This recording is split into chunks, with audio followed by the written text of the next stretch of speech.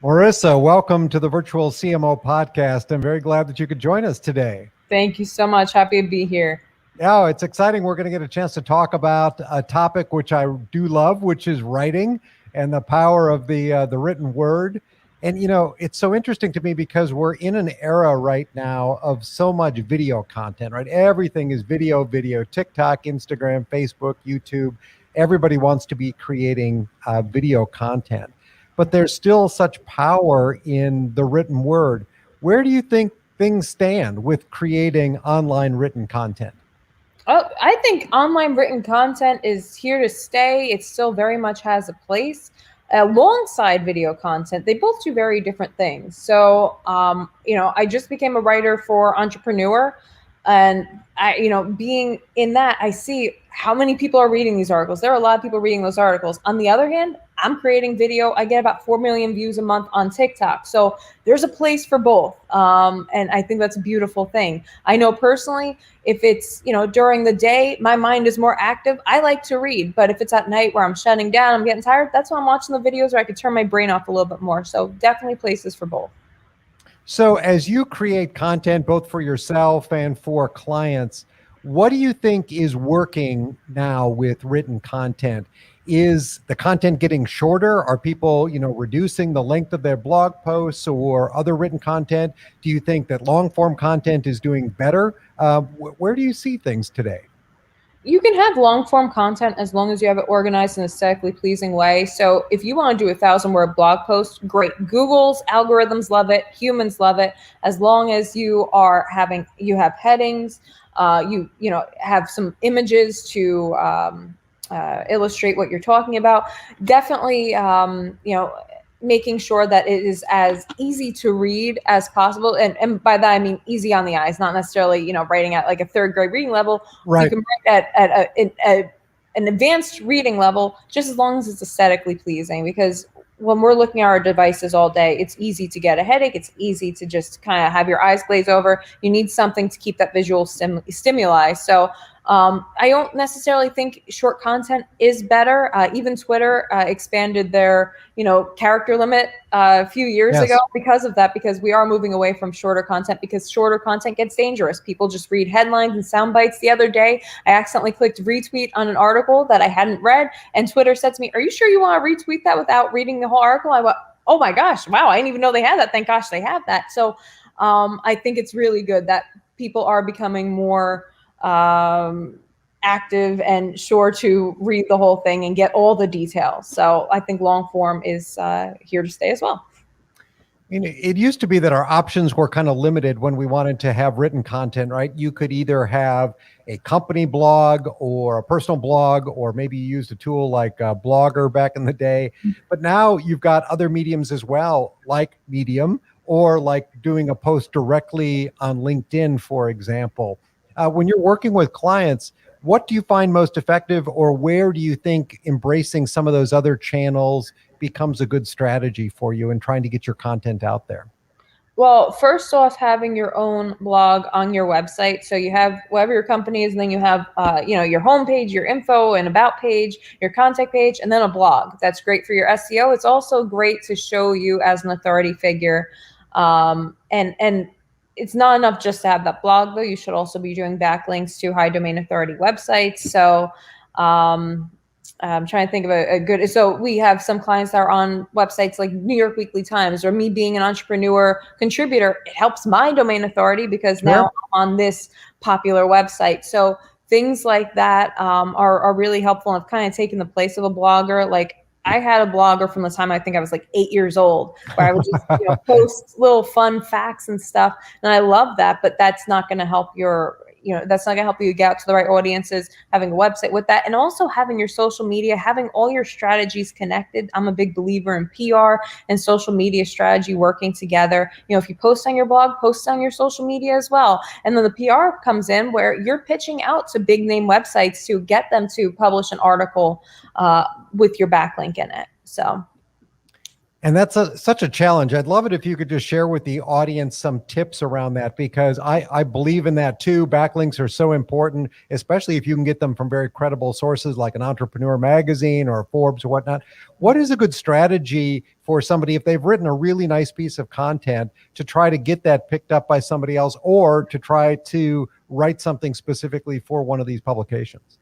Yeah.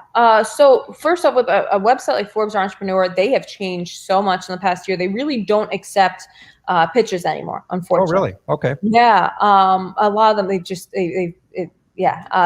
the rules, but smaller ones or other ones, I think Business Insider, they still accept pitches. You want to, number one, not just send a generic pitch to everybody. We can tell. Since becoming an entrepreneur writer 2 weeks ago, I've gotten at least 20 pitches from people. Some of them just say, backlink, please. How much for backlink? And I'm like, that is not how it works. And it's like, No. send this to every entrepreneur contributor you find. But the ones who appeal to me, where I actually reach out and say, hey, we can't backlink on Entrepreneur, but here are some other resources that might help you. They actually write, hello, Dr. Schwartz, I'm writing to you because I read your article on XYZ. I have this article on XYZ, and I think that it would fit in well with your repertoire of articles. That's the kind of thing where I know they did their homework.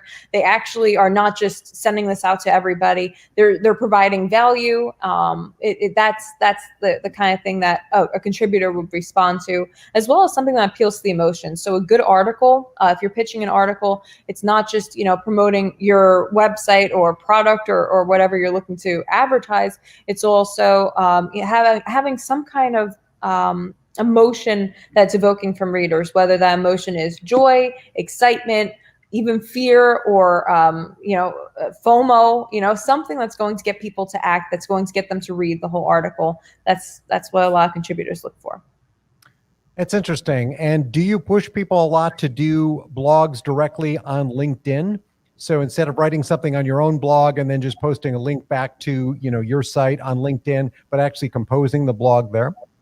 Yeah, well, you're better doing it on your actual website. But the thing about LinkedIn is you can post that same article from your website on there without hurting your SEO, which is rare, because usually it's kind of like Medium, where it's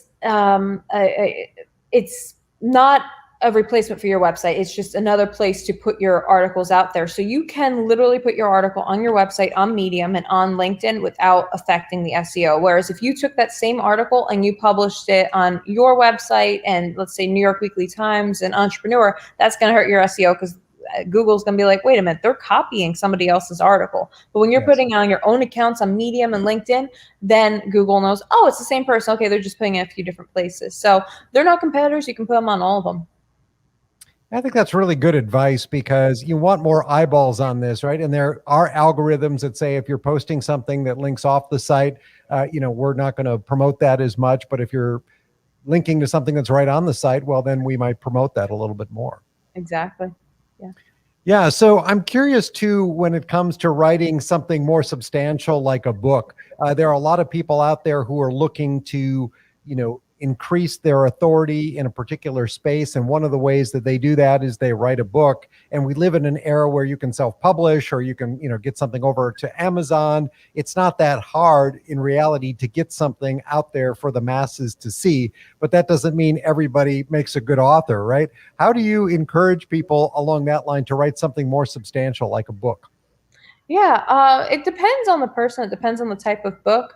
I've worked over the past few years with several dozens of professionals who, maybe they don't have the time or they don't really know how. They hire a ghostwriter, like, myself and my team. We've ghostwritten a lot of books, and that's a great option for busy professionals. But other ones, my advice is, take your phone. This is literally how I wrote my last book. I took my phone, I opened voice memo, and on my drive to and from school, I just recorded myself with my ideas, and then I would come home and type them up. And doing that allowed me to save an entire drafting round or editing round, because I was basically writing those notes and editing as I went, since I already had them out there. It was much more honest because I was talking. It was more stream of conscious. So one of those two options are good for people who don't feel super comfortable writing, or they feel writing. Some people find writing boring. I think that either hiring a ghostwriter or dictating yourself and then typing it up, that's the way to go. Yeah, I love that idea. And I've also heard people suggest that, especially if you're a blogger and you're creating lots of short form content, take a look at the blogs you've written, and you may very well have an outline of what might be a great book, right? If you can take some of those thoughts and compile them together, you may have the head start of a book already.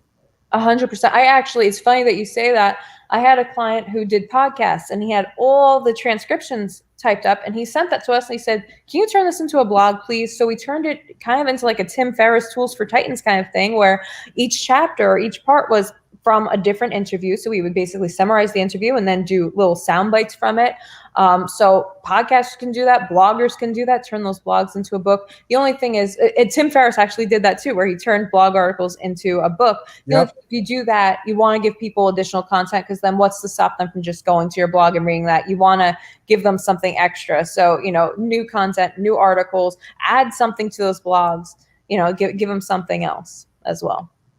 I've just been reading a number of books lately, and the author says right up front that really the book was something that was an expanded version of a blog article that they read or that they wrote. They stumbled upon an idea that really captivated them and they put it into a blog, but then they said there's so much more that we can do with this particular concept, and they really expanded it out into something that later became a book, and they were great books. So that's not a bad place to start. No, not at all. Yeah. Well, I think it's really interesting too when you start talking about the topic of a book. What do you think makes a good book? I've mentioned several times on this show that I love Napoleon Hill's Think and Grow Rich because I read that book and it is the foundation of what so many business books are today. They're just taking a different spin or adding different stories to some of the concepts that were introduced way back when that was written in the 20s or 30s. So especially when you're looking at things like business books, there aren't a ton of original concepts out there. They're just people kind of telling a story in a slightly different way. So what makes a good hook? What makes your book better than the next guy's book on a similar topic? Oh my, so there are so many things. I mean, and of course it's subjective. It's an art form, Sure. so it's always subjective. But, I own a book publishing company as well. And when we get queries, we're looking at a few things. The first and most obvious is making sure that the grammar and syntax and all that is good and that there aren't a lot of errors. Because when you see a lot of errors, it just means that the author didn't take the time to put into their book, which tells you, okay, if they didn't flesh out their grammar, how are they fleshing out their ideas? So first off the bat, we want to make sure the grammar and syntax is good. But second, making sure that they have ideas that are not just rehashing of other people's ideas, that they're actually saying something new. So similar to Think and Grow Rich, Dale Carnegie's book. Yes. Been so many. I have at least 3 different editions of that book, and it's the same idea. At least they're giving him credit. But sometimes you read a book like when I first started my company, we were getting a bunch of queries of vampire books because that was what was really huge at the time. Mm-hmm. And there are so many vampire books out there. So I wanted a vampire book that did something different. And the vampire book we wound up publishing did something completely different. It realized that not only can they think outside the box, there is no box. They went creative with it. So I like for books to not be afraid to do something different.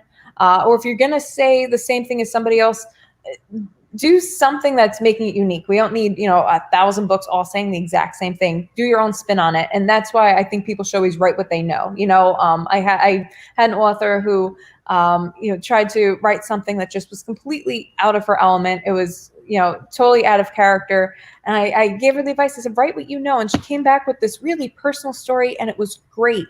And I think that people writing about their own, through their own lens is a lot of times a really good thing for us understanding, their experience. So. Whether it's a business book or a novel, right? Story is still important, and how you tell that story is important, and the anecdotes and what you add to it that really bring those concepts to life. And sometimes you pick up a book and you can scan through the table of contents and you're like, well, I really don't even need to read this book. The concepts are pretty clear here. But then there are others you just can't wait to dive in because the way that they're explained in the stories really bring those concepts to life. So there's no substitution for story, no matter what you're writing. 100%. Yeah, so I'm kind of interested to hear about your story as well. You're an entrepreneur, you're an author, now you're helping other authors, you've got your own book company. So, how did this all happen for you? How did this unfold? What was your first sort of writing assignment that got you some notoriety? Yeah. Well, I started writing. I was 12 years old, and I had my first article published in Discovery Girls magazine, and I started getting letters from other girls saying how my story helped them. Which talk about, this was before, there was Facebook and all that. Like, you couldn't easily get feedback, so it was a Yes. really big deal. Me getting letters in the mail, and I was like, wow, if this is making an impact, I gotta keep writing. So the next year, I became an advisor to Scholastic. When they would have different articles come out, I would give my input, and they would put like little sound bites by me in their Scholastic magazine. And again, I was getting like letters from other kids. I'm like, this is so cool. So it just talk about, making you want to keep writing. So fast forward to high school, I wrote my first book. I self-published it. And my friends were all getting jobs at the mall that they were miserable with. And I said, my gosh, I don't want to do something I'm miserable with. What can I do instead of a job at the mall? And my mother suggested freelance editing of Okay. books. And, since I just published my own book, I said, all right, let's try this. And I started, and it went really well. I edited a children's horror book. She was very happy with it. She recommended me to a friend who recommended me to another friend. And before I knew it, going into college, I had a small copywriting and copy editing business. And at the same time, I wrote and published my first traditionally published book.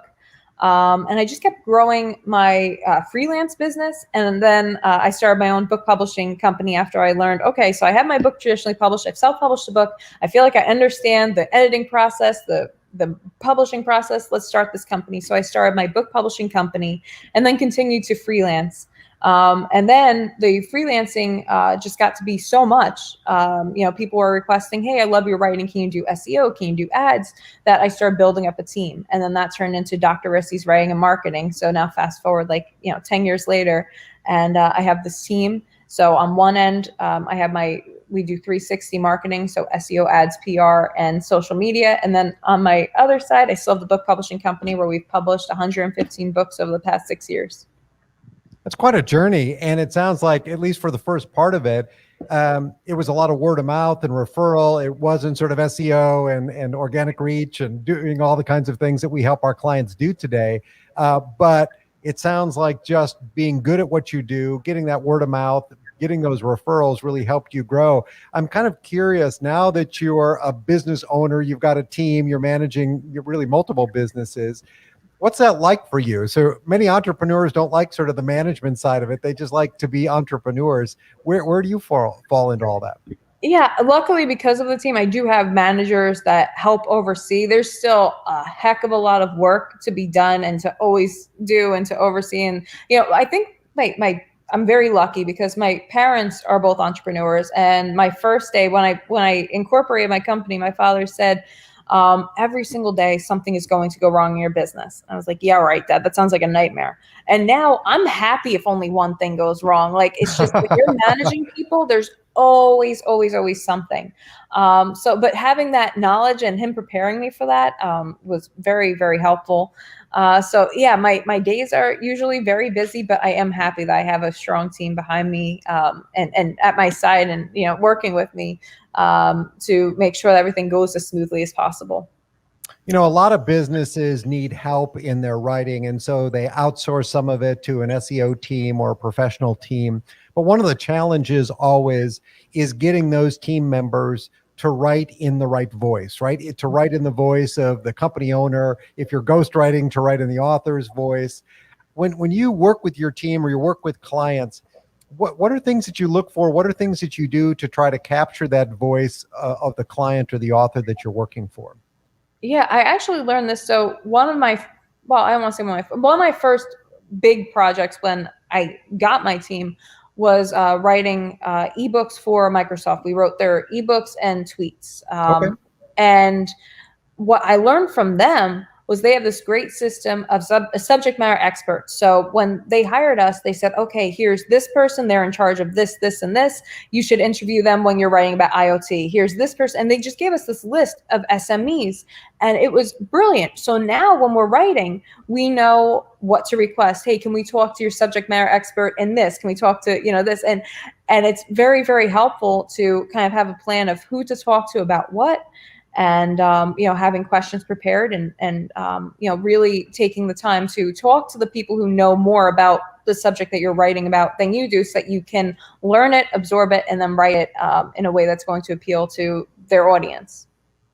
I love that, because I've seen that with many companies is they outsource some of the writing, but clearly you can't expect somebody who's a writer to have intimate knowledge of your particular industry or your product or whatever. And that often comes across in the tweets or the articles that are written. They're written sort of from an outsider perspective when you're trying to present yourself as kind of an inside voice. And I love the fact that Microsoft gave you those resources so you could have somebody to fall back on and say, well, explain this to me, or, what should I be saying here about this particular thing? I wish more companies would do that. Oh, it was great. Yeah. Well, I know your company has also gotten into podcasting in terms of helping your guests or your clients get on podcasts. And I'm curious, you're on this podcast today. How have you found podcasting as an important new channel, not only for yourself, but for clients? Yeah. Oh, podcasts are great for so many reasons. I mean, first of all, the SEO benefit. So, actually, even more than that, podcasters are kind of like influencers. So when a client comes to me who's like a B2B and they're like, oh, I want to hire influencers, I say, why don't you just go on a podcast? Because podcasters will do what influencers do. They're going to put you on their social media, and usually their social media is sizable. They're going to talk to you, shout you out. So podcasters do work as influencers in a lot of ways, and that helps your SEO. You're on their social, usually you're on their website. These things are, indexed, and a lot of them are on, Google News, all these different places. So you're able to be found more easily. That's always right. Great. Yeah. So for my clients, they're thrilled. I have a lot of author clients. And the other thing is there are podcasts for basically every genre. So I just got off the phone with an author who is a Christian who writes about love. So he goes on Christian podcasts, he goes on love podcasts, he goes on author podcasts, like all these little subgenres. He's thrilled. They cover him. And he's able to find his audience more. And personally, I mean, being on podcasts, I've gotten I've met a lot of amazing people, worked with a lot of amazing people through them. It's great for networking. It's great for everything, really. It's just a wonderful, wonderful tool. And it also helps you better define your value proposition, right? When you're having to get on a show, talk about what you do, talk about your areas of expertise, you start to get that pitch down the more you refine it. We're still not quite back to where things were, being able to go and do speaking slots at public events. And podcasting is a great way to sort of get your message out there and also practice it and refine it, seeing what resonates with the host. So true. Definitely true. Well, that's actually that the thing is, I mean, with everybody being inside, podcasts have been great. Like I used to always do chamber events and networking events and stuff. Podcasts became that for me now. So yeah. Yeah, I completely agree. Although listenership went down a little bit during the COVID pandemic, I think because a lot of people weren't in their cars and they weren't listening in some of the ways that they were before. We've certainly seen a renewed interest in podcasting. And now that some of the big players have gotten more into it, Apple is certainly reinvesting in podcasting. Spotify has made some big acquisitions, Amazon, et cetera. So I can only see that this is going to grow, especially with some of the announcements that we've heard about what Facebook is going to be doing as a way to sort of bring in their audience to podcasters. It's going to be an exciting year, I think. Yeah. And I think Clubhouse also made people realize audio, people want to hear audio. They do. And they want interaction. So it's great. I'm a huge fan of Lunch Club. I get on Lunch Club all the time. And it's the same kind of thing. It's a way to practice your pitch. It's a way to interact with other people. And I think the more tools that come around that help us be able to do that, the better it is for our businesses and our own value propositions. Yeah, absolutely.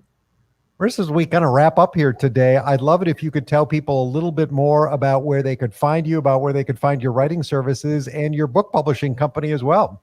Sure. So my writing and social media services are available on drrissi.com. And my book publishing company is genzpublishing.org.